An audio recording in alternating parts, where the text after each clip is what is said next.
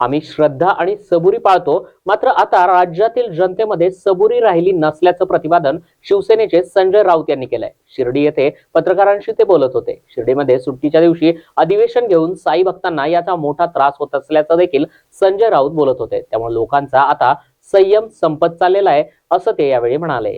श्रद्धा सबुरीचा संदेश बाबांनी दिलाय काय?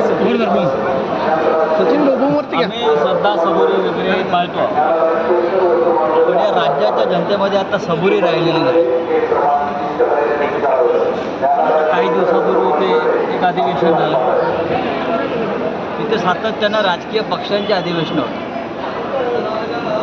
राष्ट्रवादी काँग्रेसचं झालं, भाजपचं झालं, आता काहीतरी अजून एक अधिवेशन होणार आहे। म्हणजे सुट्टीच्या दिवशी रविवारी शनिवारी 25-25 हजार लोक इथे गोळा होतात आणि त्याचा सगळा भार जो आहे हा या इकडल्या मंदिरावर आणि इकडल्या भक्तांवर पडतो। हे कुठेतरी थांबायला अनेक भक्तांनी माझ्याकडे तक्रारी केल्या, शिवसेना भवनात येऊन गेल्या।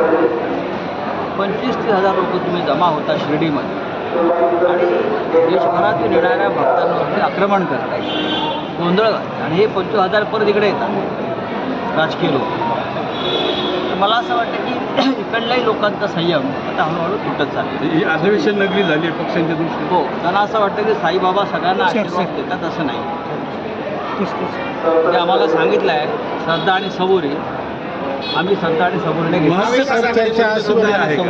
नक्कीच नक्कीच महाविकास आघाडी कायम राहील, तुम्ही चिंता करू नका।